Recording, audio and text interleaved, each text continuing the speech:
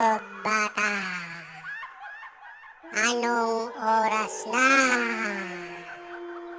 Maghapon ka nang nagsiselfone.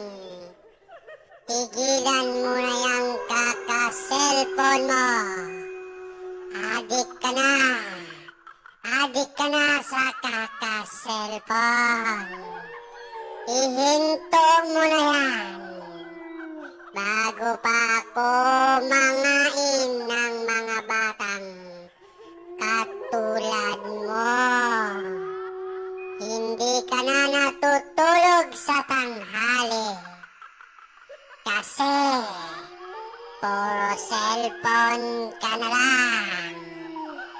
Cellphone na lang maghapon. At pati sa gabi. Nagpupuyak ka pa rin sa